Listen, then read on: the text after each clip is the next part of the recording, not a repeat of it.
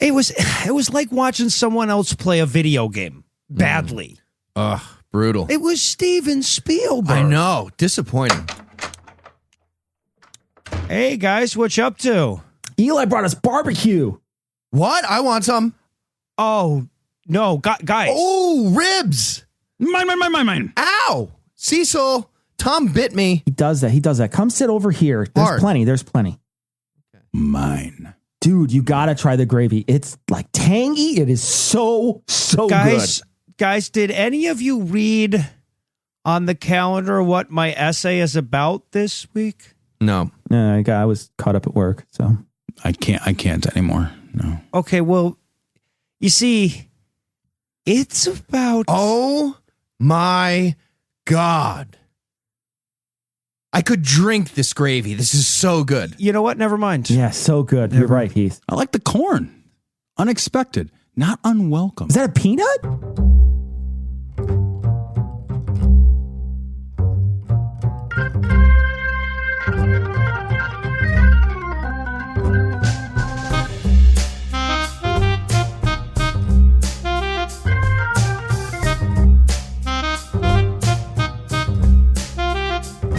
Hello, and welcome to Citation Needed, the podcast where we choose a subject, read a single article about it on Wikipedia, and pretend we're experts. Because this is the internet. That's how it works now. I'm Tom, and I'll be the master of ceremonies because I like words that start with master. But unlike all the good uses of those words, I won't be doing this one alone. Joining me tonight are two men whose collective beard could insulate a Jedi overnight, Cecil and Heath. They actually filmed the Dagobah training scenes in there. They just jump in with Yoda on his back. I think they prefer the term Italian-American. This is actually a pattern of behavior. Weren't you throwing around anti-Italian slurs on Cog Dis too? Unbelievable. Oh, that's awesome. You're a self-hating blood traitor. And also joining us tonight are two men who represent the opposite side of the blood pressure spectrum, Noah and Eli. You know, before I met Eli, I wasn't even aware that such a concept existed as an anger muse. Sorry. Noah, I know we're recording, but I meant to tell you, I accidentally sleep bought 8 plane tickets last night from Quebec to Cleveland. So now I told you. It's just you and 5 babies. Oh my God. All right, and before we start tonight, I want to thank our patrons. Thank you, patrons, for the money. We need that, and you should give us some. And if you're not a patron, you should be one, because we need your money. So if you'd like to be one of the patrons that gives us money, as opposed to the deadbeats that don't stick around to the end of the show, Christ. And we'll tell you how. Cecil, what person, place, thing, concept, phenomenon, or event will we be talking about today? You're not deadbeats. Thank you for the download. Jesus Christ. Let's not chase away the 4 people who listen, okay? God. Today we're going to be discussing fecal microbiota transplants. Okay, is that where they swap out your old shit for better shit? Yeah, we do that in post, Tom. That's editing. They call that editing. Yeah, I do that in my personal life. So You do? Noah, you picked this topic. Why did you pick this topic? Oh, God. Why? I had recently I was trying to think of an essay topic, and then I saw Ready Player One. Oh. Got me to thinking about this. 2 solid hours of me wishing I could hit the A and B button together and skip past this part. Like, when did I get to fucking play? Okay, and so just to be official, because you don't want to see the amateur versions, what is a fecal microbiota transplant? Okay, well, speak for yourself on those amateur versions. But, Tom, as you've already hinted at, it is a medical procedure that involves swapping the fecal bacteria from a healthy individual into a recipient in an effort to restore healthy bacterial flora. All right, you said that in a bunch of fancy science-sounding words, but that's just like swapping out 2 people's poo, right? That's a poo swap? Yeah. Well, no, it is, but if you want to charge for that, you need fancy science words. But to be clear, yes, this whole essay is going to be about taking shit out of one person and then putting it into another. So we're just going to read the Republican talking points essay. And that's another 1-star review. Another 1-star review. You can put my name right there. Just be like, it's Cousin Cecil. Just put it right there. Oh, no, whatever you do, don't stop listening to the entertainers you disagree with, terrible people who are temporarily brave enough to expose themselves. Anything but that flower patch. No, there are a number of ways to do a stool infusion. Wikipedia lists colonoscopy, enema, orogastric tube, or by mouth in the form of a capsule filled with freeze-dried shit. All right, well, I've been saying this for years. Ass to mouth is healthy. See? It works. But it's your own. Well, forget it. How often does that line work, Heath? Not my mouth. What's the success rate on that? But it's your own microbes. Wait, is it? No, are you guys eating ass? Is that what we're talking about now? Does it work? No. We are sort of going to talk about, well, yeah, we'll get there. Let's slow it down. Who's eating ass? Like, seriously, who's eating ass? Wait. Do you get to pick a method? Because, like, if you do, who picks the poop capsule other than Germans? Eli, who does pick the poop capsule? You seem to be All right. pretty informed. It seems quicker. I feel like before we dig into ways to, do the shit swapping, we should focus on the why. That seems like an important question. Why did anybody ever bother coming up with a list of ways to swap people's poop? That's a great question, Tom, and one I've never been asked in a more appropriate context.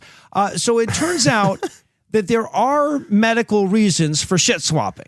Okay, just real quick. You keep using the word swap. Does the healthy person have to eat the shit from the sick person too? Like, is it a problem if you're empty, so you have to trade? It's like conservation of energy and shit. No, you go first. No, you go first. No, you. Okay. It would make me feel On better. 3. 1, 2. You ate the shit. The shit swapping, I should be clear, is not the medical terminology. That's just a euphemism I'm using. We're swapping out the shit, but no, I'm glad you asked for that clarification. Okay. So a lot of your digestive health and just your health in general is determined by your microbiota, the ecosystem of microbes that live inside of you. Some medical conditions are caused or exacerbated by an out-of-whack microbiota, and by infusing you with a healthy person's shit, doctors can reintroduce a healthy balance of microbes to your body. Yeah, what sucks is in order to infuse it, you have to steep it in one of those tea balls. Waiter, I'll have a cup of Poulon, please, when you get a chance. Kombucha. Yeah. I feel like they're overthinking this, though, with like the eating and drinking. Like tea and pills are great, the bulk of Eli's diet, but the job is meant for suppositories. Like that's their destiny, right? I don't know, guys. This poop swapping thing can go too far. Like, for example, I know one of you has been swapping my poop for blood these past few years, and you should stop, honestly, because everyone's like, go to the doctor, and I'm like, no, and they're like, seriously, it's a lot of blood, and I'm like, no. Does anybody else just find it ironic that Noah is doing a health-related episode? Is that lost? Well, if it was about good health, Tom, maybe this is about being so unhealthy they're shoving poop into you to see if maybe that'll work. That seems like right up my alley. So, you want to try eating some shit? Yeah, I'll try eating some shit. Be the only thing he eats this week. It's like it can't get worse, is what we're saying. You might as well okay. So before we go any further, I want to speak on behalf of the forgotten and underappreciated microbe, okay? Thank you. We have a tendency of thinking about microbes and going like, oh, yucky stuff that crawls on my face. And yes, it is that, but the overwhelming majority of microbes are harmless or helpful. Like Heath. Okay. Enough with the microbe aggressions. Anyway. Hashtag not all microbes. But see, my point is that, like, you hear this sometimes. People will say, well, it turns out there are the same number of microbes on the outside of an M&M bag as there are on a toilet seat, as though that makes them both equally healthy to lick, right? Going to the candy aisle with Noah got weird, man. Yeah, and shitting with him, too. I told you guys that was a bad idea, going to the candy aisle. I mean, that was a weird... Who are you supposed to hold hands with? If not your buddy. You squeeze, he squeezes, you both make eye contact. It's like Thelma and Louise. We do a whole thing. We do a skit. All right, so I wanted to be clear. We do have an anti-microbe bias, but also I want to be clear that you can swing the pendulum too far the other way. Then you get these probiotic idiots who think they can cure autism with yogurt, and we're going to talk a little bit more about them later. Don't want to spoil the ending, but if you've ever said, I bet you could get alt medicine nuts to eat their own shit, I'm going to move that firmly outside the theoretical before this episode's over. Yeah, sounds about right. Juicing, poop, yogurt, jade eggs. It's all part of this balanced breakfast. So, yeah. And I only seriously believed in 2 of those in the last 10 years. So, boom. And, your ass muscles got yoked using those jade eggs. Don't listen to the haters. Yeah. Anyway, so my point is that microbes aren't bad. Each microbe should be judged on its own merit. And when you do that, you find a lot of good ones. Yeah, the tiny tiki torches are adorable. I love that visual now. Somebody draw that for us, please. All right, so one of the good things about the good microbes is that they take up the space that could otherwise be filled with the bad ones. Fingers crossed for 2018, guys. And there's another 1-star review. Another one. Oh, no, don't stop listening, please. That's okay. You can listen to this hilarious list of right-wing comedians. I'm done. The list is done. I'm done. There you go. I'm all done. You can listen to Dennis Miller. That's who you can listen to. All right, so the mix of microbes living in and on you matters a lot when you consider you're just basically a microbe vessel, honestly. Like, to be clear, the majority of the DNA in your body belongs to microbes, not your actual cells.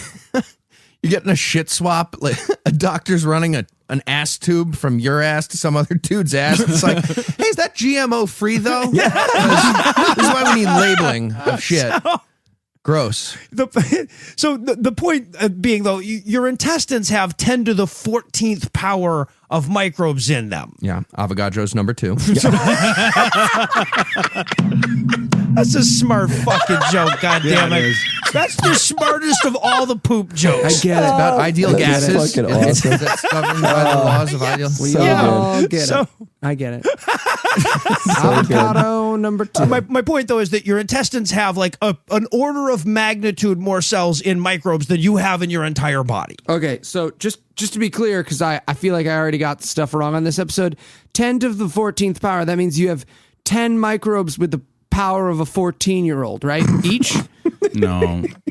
We'll talk after the episode. We'll just stay on. Also, without microbes, you couldn't eat or fart and you'd die. So to some extent, you and your microbes are a single thing. Needless to say, swapping a bunch of the good ones out for bad ones is going to fuck up all the eating and the farting, hence the need for the occasional microbiota transplant. Okay, all right. So just to be clear here, after all that, you've justified transferring microbiota, but why does shit have to be the vehicle for this? Well, it's because it's cheaper than trying to culture a good mix of microbes, honestly. Okay, and this is an actual procedure that real doctors do, just like Dr. Human Centipede is the one that says go on this? What the fuck? Well, no, I mean, legitimate doctors do this stuff. It's also something that dangerously stupid non-doctors do from time to time. Again, we'll get to that. But yeah, there are genuine medical uses for the fecal microbiota transplant, or FMT. For example, it's somewhere between 85 and 90% effective in treating antibiotic-resistant cases of Clostridium difficile infection, or C. diff.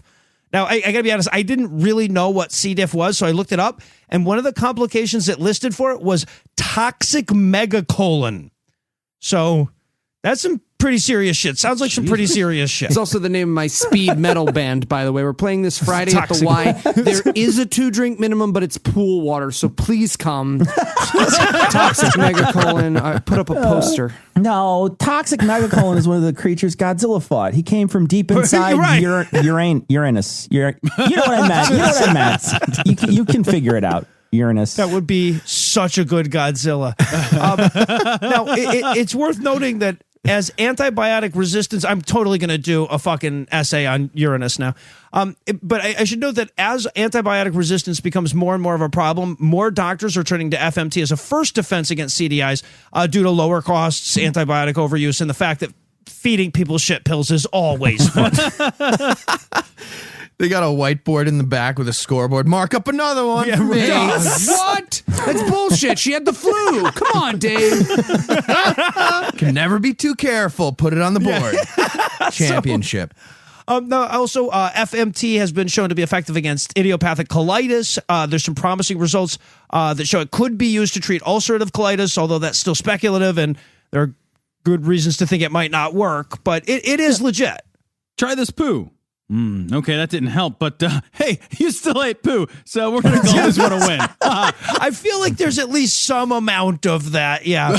Now, to my knowledge, those are the only proven uses of FMT medically, but a lot of studies are looking into a bunch of different intestinal problems or problems that have been associated with whacked out microflora. So from what I've read, it seems that mainstream clinicians are hopeful that FMT is going to yet be found effective against several other maladies as well. All right, I feel like everybody's wondering, so I'm just going to go ahead and ask, who was the first person to think of this, and where did they lock him up?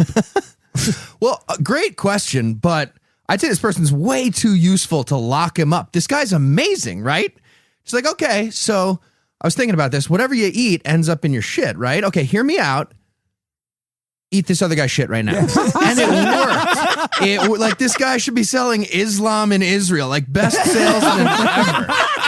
It's the shit whisperer. Well, actually, we don't know who came up with it first.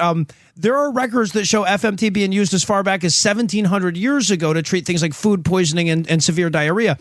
Centuries after that, a Chinese doctor named Li Xinzhen used what he called yellow soup, or when selling it to an aristocrat, golden syrup, to cure patients with persistent diarrhea. Of course, the fact that he was feeding people his own liquefied shit is all you need to know why this didn't exactly catch on, regardless of how effective it was. Honestly, I'm impressed more than anything else. There's literally nothing I could do with my shit to make it into anything you could call yellow soup or golden syrup. Like, what colors are you guys working with? Yeah, I'll take an order of Crab Jacks with golden syrup. Yeah. Got diarrhea. Should probably eat some poop. Little hair of the dog. Last night was weird. Last night was weird. It's like drinking vomit the next day after. I don't think it's the same. I don't want to get sick. All right, so now, unfortunately, this was lost to history for a while, but the healing power of shit was recognized by veterinarians who were using turds therapeutically as far back as the 17th century. And also, apparently, the Germans used camel dung to treat bacterial dysentery during World War II. Just like, hey, Dave, do you remember how sick I felt before our minstrel show? Well, hear me out. I heard of burning a mule. I guess this is the ethnic cousin smoking a camel. Well done, sir. But the treatment didn't really come into the attention of Western medicine until 1958, when a team of surgeons in Colorado used it to treat 4 critically ill patients with fulminant pseudomembranous colitis. Which that doesn't sound good. It sounds like your asshole just grew over. I'm not sure. I don't think it's that. But they treated them with fecal enemas, and all 4 of them recovered quickly. Okay. I have questions. Super curious about this. So, first of all, why is it 4 of them? Why were 4? Like, how did they find each other? Who are these people? Like, separate incidents? Or, like, did the assholes close over together in a related event? There's a lot of... Also, does a fecal enema make any sense to you guys? Like if a bidet just fired more shit at me, how is that helpful? What does that mean? Like, if you meet these guys at a bar, you sit down, they have a story. So many questions. They need an episode. So this was in 1958. Unfortunately, back then, doctors were pretty sure they hadn't reached the point of societal trust where they could just say, have you tried eating shit yet? So the practice languished in obscurity for another couple of decades, but that's when they started realizing how effective it was against C. diff, and ever since then, the practice has been slowly gaining acceptance in the wider medical world. All right, well, I guess we've talked about the why, we've talked about the what, and we've talked about the when, so before we get to the unfortunate how... We're going to give you a second to finish whatever you're eating while we take a little break for apropos of nothing.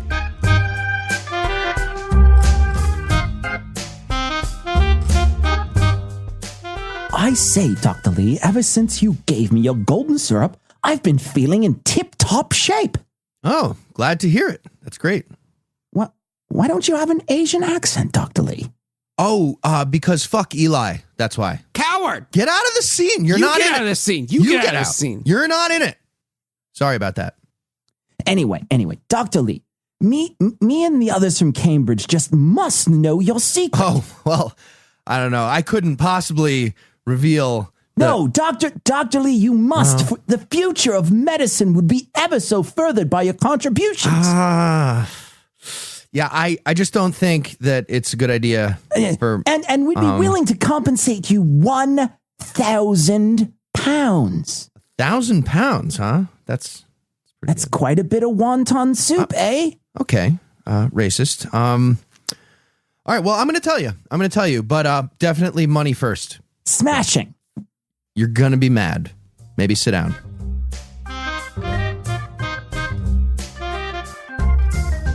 No, that's crazy. Just eat it. It's not crazy. It's a standard medical protocol. No, it is not. It is. It can help with C. diff, diarrhea, irritable bowel, Crohn's disease. I'm not disputing any of that. Then take your medicine. Tom, hold him down. Way ahead of you. What's going on here, guys? Nothing, Cecil. Just a case of friends, maybe caring a little too much. You wouldn't understand. You're probably right. I wouldn't. He didn't spend all morning on his squatty potty for nothing. We're trying to help you, Noah. I have a toothache. Rub it in his gums, guys. Ooh, his gums. Way ahead of you.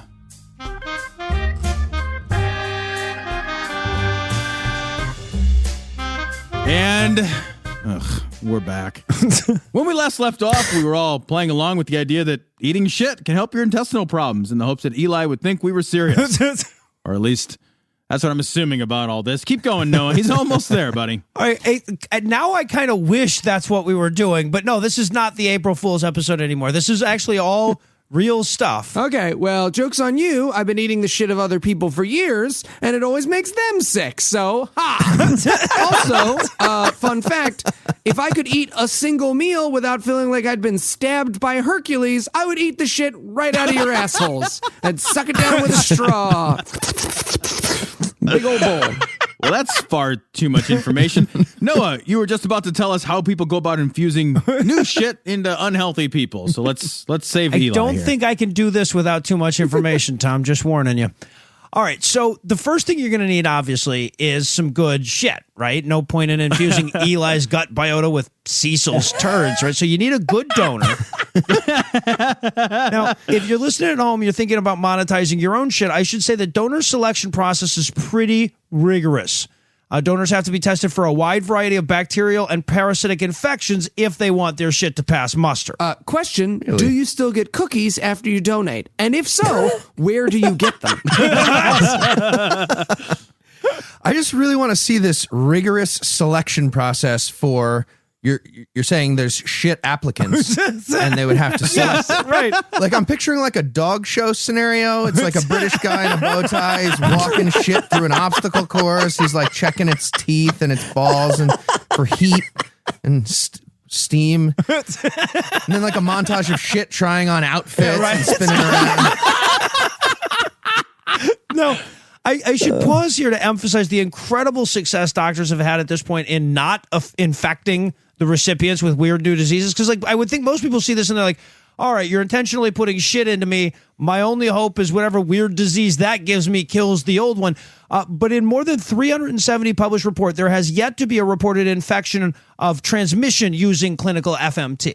Okay, all right. To be fair, though, if you're so sick, you're shoving donated shit up your ass, I'm not convinced you'd be able to identify a new problem. Yeah. Your old problems take precedence dry at mouth. that point. Those are your... That's probably unrelated, but maybe. It's probably worth noting as well that the lack of sufficient shit has started to become a problem as the procedure increases in popularity. That led researchers from MIT to found Open Biome, which is basically a shit bank.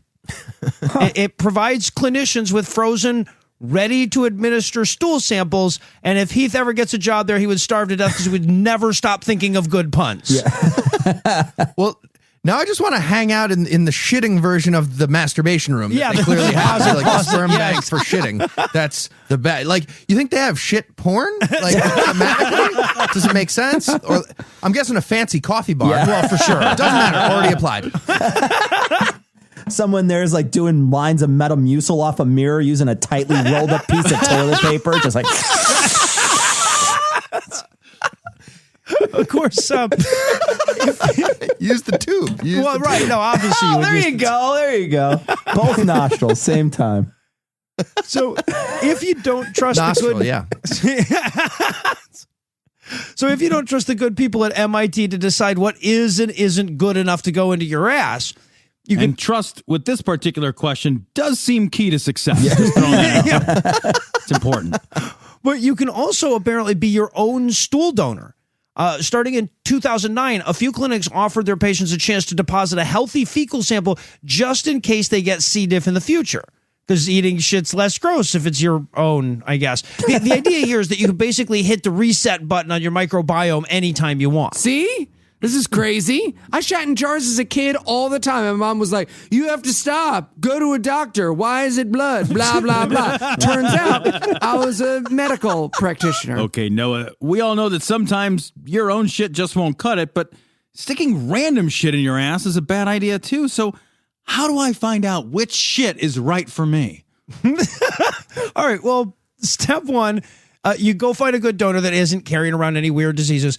And then you have them shit in a jar or a bag. To be honest, nobody went into any detail on this one, and that's surprising to me. It's like shitting into something seems tough. You get used to it. You just quicker than you think. I mean, I'd say shitting into nothing seems harder. Does it not? That's like a Zen koan. Like, just meditate. I mean, shitting to nothing. I should have been more. I meant something small, but yeah. Sound of one ass cheek shitting.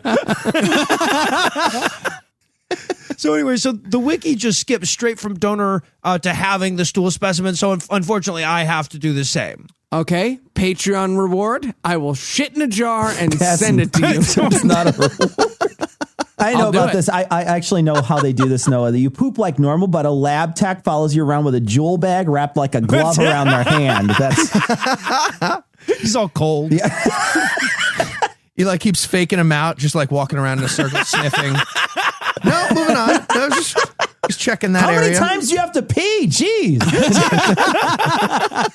Yes, I had that exact same feeling when we were in Salt Lake City. It was never pee. You just tell people it's pee so they don't ask questions. Sorry, I had a big soda. Oh, okay. Not, I'm dying. Okay. You can't just shove fresh poop up somebody's ass and call it a day, Eli. Fair. There's Again, speak for yourself. Don't tell me. No, I mean legally. Some people call that Thursday. But there's a preparation process, so, which is half the fun, I might add. Because that's part of the game. Don't go skipsies. So, first thing we got to do is we got to measure out our dosage. Apparently that varies between 200 and 300 grams, depending on the body weight of the recipient. That's about a half a pound of shit. Seems like a lot. It's a good thing it's measured by weight and not volume, because you'd have to get a spatula and flatten off the top of 1.5 cups of shit, just to make sure it's all in there, Right, just scrape the... Yeah, I don't want to use my finger to level it off there. And you can never use that spatula for anything else. Like, that is spatula as a one-use thing now. It's a fucking unitasker. Okay, but either way, that's somebody's job. Yeah. Right. Just like, all right, give me a half pound of shit, thin, sliced thin, the boar's head. Yeah. Great. You want this free sample? That's the worst job. Now, it also says fresh shit is best. But in a pinch, I see what you did there. In a pinch, nice. Well done. It's impossible not to in an essay like this. Like every time you look, like that's and also a shit. But anyway, you can use frozen turds, and then at this point, the wiki totally failed me. Okay, under the specimen preparation heading, it spends a few uncited sentences describing what kind of solutions you can and can't dilute the turds in. Okay, again, somebody's job. That's somebody like with a giant rack of shit jars on one side of their desk or like a rack of liquids on the other. And they're just like, all right, orange juice. No. Okay. Apple juice. Yes, huh? Weird. Apple juice, yes, orange juice, no. What? So, but then the wiki, though, it just skips over all the good stuff and says, quote, the fecal transplant material is then prepared and administered in a clinical environment to ensure that precautions are taken, end quote. So, other than we just don't fling it around like the monkeys, they have no details here. Okay. In their defense, there was no description that was going to sound great, right? They weren't going to be like, so, you just like, and then you sort of, if you get nugs, and you will get nugs, you got to fucking, you need one of the magic bullets, the original ones, not those ripoffs you get. You need the seed grinder. That's important. But I did consult other sources, even though that kind of fucks up the idea of our show. And I learned that clinicians have the option of either shaking the diluted poop manually or using a blender. Okay. I bet no one drinks someone's lunch smoothie at that lab. Yeah, right. I just want to see that lab the day the blender breaks. They're just like, oh, are you fucking kidding me? Manual shit. It's like when the credit card machine stops working at the restaurant. Yeah. But with manual shit mashing. Bust out the mortar and pestle, guys. Jesus. Actually, the old-timey credit card machine might work. You can get little like flat. Yeah. You get carbon paper. Smear it right track through of there, everything. yeah. Chunk it. So one way or the other, you get your shit blended, then you strain it through a gauze to remove all the particulate matter. Obviously. The term I actually saw was that you want a malted milk consistency. Oh, okay. We deserve that 1-star review. Yeah. That one, I get. It's okay. Take that malted milk, you fold in a bunch of fat, you make a nice buttercream. Buttercream. Butter. There's butt is in there. It's at the front. We are going to get so many emails now from the Malted Milk Council, you guys. This is not. And they're big fans. They were going to advertise with us. It's a whole thing. The Derriere Council is going to be pissed. Like I say, they just write themselves. So, okay, now that you've got your malted shit shake, Dairy, yeah. you've got to get it Dairy Council. into your patient. You've got several orifices to choose from, of course. You can do it via enema or colonoscopy, and forgive me for thinking that's the same method with varying levels of commitment. It's like the photo from the roller coaster. Some people want a souvenir. Yeah, right. You're never going to believe what was in my ass. Shit. Photos or it never happened. So, but of course, it can also be administered through a nasogastric or nasoduodenal tube. What? If you were worried you'd miss out on the aroma. Yeah, I don't see a lot of good options here. I'm not. What would be a good option to you, Tom? Not having poo from other people in you. Just less of that. Okay.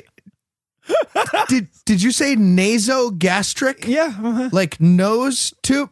Like how the fuck do you land on a shit tube for the nose? Like who was watching the fecal enema or whatever they had before that being like, hold on, we're not exploring face holes enough. We should think outside of the box here.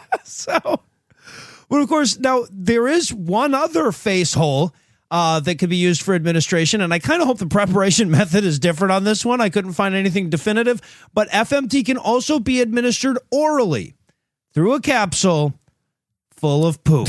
Oh my gosh. The worst part is finding a capsule that can fit 300 grams of poop into. You might as well be a cocaine mule at that point, Jesus.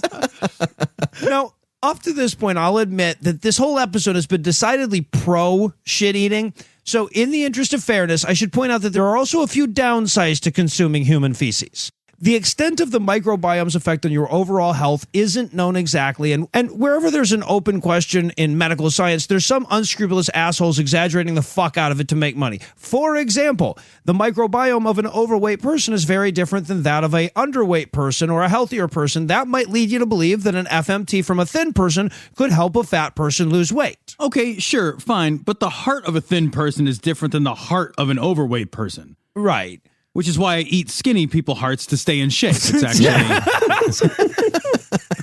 No, well, but I mean, that assumes the arrow of causality, right? It's also entirely possible that being overweight changes your microbiome. And that's one of a bazillion examples I could have used, because plenty of diseases and disorders result in or are caused by or are exacerbated by an abnormal gut biome. And that means that if you're a quack, you can pretend FMT works for any of them.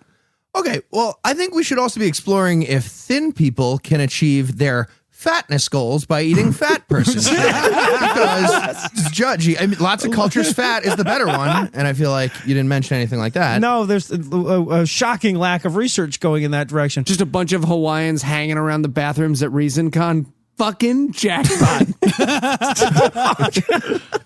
Now, one example I should throw out here. Autism definitely has a microbiome component. Okay, there's actually a lot of research that suggests FMT might be useful in the treatment of the various symptoms of autism. That being said, there's a big gulf between research suggesting something and putting that into clinical practice. Of course, poop isn't exactly a controlled substance, so a lot of questionable clinics have hung out a shingle and advertised FMT as curing pretty much whatever you've got on you. If it was illegal, would it be sold on the brown market? What do you mean if, Eli? What if? And now you can imagine the appeal of this kind of thing to alternative medicine types to begin with, right? The idea that the only real key to health is balancing the microbes in your biomes and having a harmonious self-healing aspect to it. See, that all kind of fits with the ideology behind alternative medicine. Plus, they're used to having shit fed to them. So they're a natural fit for overstating the promise of FMT. Yeah, and Gwyneth Paltrow doesn't even have to change her website logo that much. She just has to change one letter. Yeah, right. It's like she saw this coming. So if the herpes is flaring up, you dip the wasp in the soft feces of a vegan Native American child and carefully sting yourself all along the labia. Yeah, so if this whole citation needed thing doesn't work out, I think we found Heath's new job. Yeah. But of course, so what's the worst thing you can get Gwyneth Paltrow to do to her vagina? That should be a game that we play. Okay. I like that way better than what I was thinking. I see. When you guys yelled at me. You were like, no. Yeah. No, it's not what she has to do it to herself, Eli. That's a key. That's important. I stand Kidnapping corrected. her is off the menu, okay? Stop suggesting to kidnap celebrities on the show. So speaking of which, this has led to a movement of people who are getting pretty DIY with the shit swapping. And I'm saddened by the fact that I have to live in a world where this needs to be said, but don't do that. Don't force human feces down the throat of your autistic child without consulting with a physician first, please. What if I consult a physician, but I ignore their advice? Or just talk about something completely different. How would that be out of character for you, Eli? What would change? No, I should say, though, that the FDA and other worldwide regulatory bodies are starting to catch up with this increasing interest in the procedure. In May of 2013, the FDA started regulating shit as a drug, which is the kind of thing that needs a whole essay's worth of context not to sound completely insane. Yeah. Yeah, keistering just got complicated. Like more complicated. Just drug dealers getting all confused. Like, hey, okay, so are we still cutting this with laxative powder? It feels counterproductive. Just weird. I don't know. Thematically. Well, yeah.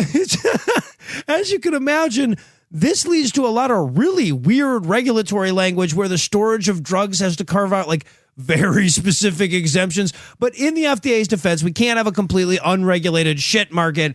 FMT is a remarkably safe procedure when it's done correctly, but you're still shoving poop into people, so the correctly part matters a lot. And I hesitate to ask this, but if you had to summarize what you've learned in one sentence, what would it be?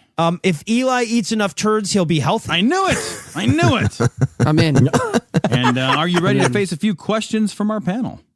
No, but they've been holding them in long enough, I guess. All right, I'm going to go first. So that brown market is definitely real. Which of the following is the best slogan for the fecal drug dealer? Is it A, welcome to the crack house, entrance in the rear, also exit. B, we accept cash, shitcoin, and microbiota. Microbiota. Cryptocurrency. That was an amazing pun. Whatever. Was it C, the one plop shop? Oh, no. We squat what you need. Nice. Needs with a K. Need. Oh, kneading the shit. Manually shaking the shit like in the restaurant with the credit card machine. Or D, 100% laxative free. Nobody likes their shit stepped on. That's a three-way pun. Well done. To be honest, I don't know, but I feel like when it comes to shit questions, I can't go wrong by choosing number 2. That is correct. Yes. Correct. They say, Noah, that a teaspoon of sugar helps the medicine go down. Which food is the most popular vehicle for FMT? A, Kung Fu chicken with extra shiitake. Terrible. B, a Frappuccino with an extra squirt. C, dumplings. Or D, New York style pizza. Oh, boo. Boo. Yeah, you're right. New York style pizza. Boo. I'm with you guys. Yeah. I'll go with secret answer E, Chicago style pizza. What's that? I'm right because I'm the only one who knows how the can't hear you. No, you're breaking up. Zencaster's breaking up. No, I can't hear you. I can't hear you. You must have picked B. You're right. B. It's B. Definitely Chicago bedpan pizza. Absolutely. All right, Noah, what are some other innovative ways to use shit other than its obvious medical benefits? A, Adobe-style green housing. Brown housing. Red if you had beets. Yeah. Outhousing. Burn it for fuel. 45 miles per gallon after Indian food. Yeah. That's good. Grind it up for fertilizer. It's pre-seeded with corn. Oh, God. And D, I don't know, man. I won't watch those videos. Even I have my limits. All right, so it's not D. Yeah. All right. I got a 33% chance. I'm going to go with A in hopes that my lifetime commitment to eating Smurf cereal will eventually have a financial payoff. You can do blue too, guys. Finally, you can do blue too. Okay. No, I think we all agree I need to eat someone's shit. But in the world of podcasting, it can be hard to decide who. Who do we know who's healthy enough that I could eat their shit? Is it A, none of the above? Well, the thing is I kept writing different answers and Andrew kept crossing them out. So apparently I have to abstain on this one. All right. Host announces winner is Eli. Yeah. Did I host? And I announce Tom as next week's essayist. Go. All right. Now I'll toss it over to Sarah for last week's Twitter answer and this week's Twitter question. Thanks, Tom. Last week's question was, what should be rule number 1 for dueling while inside a sarong with your opponent?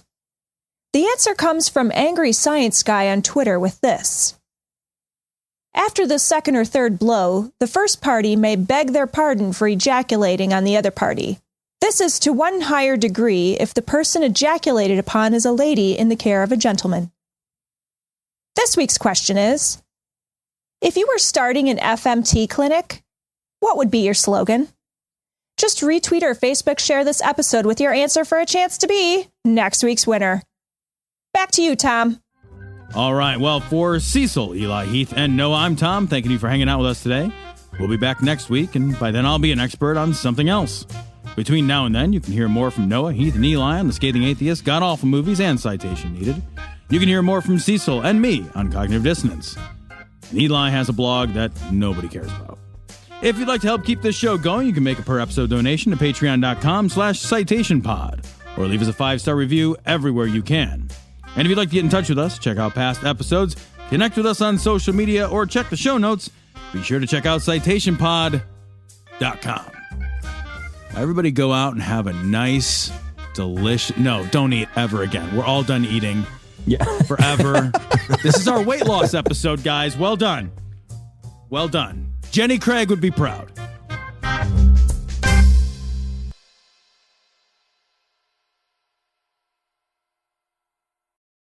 All you homeowners have unique needs. Some feel the need to leave up holiday decorations year-round.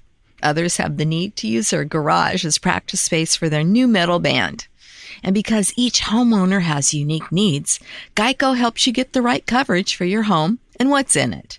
That way, you get exactly what's right for you, even if your needs are unique. Get more with Geico.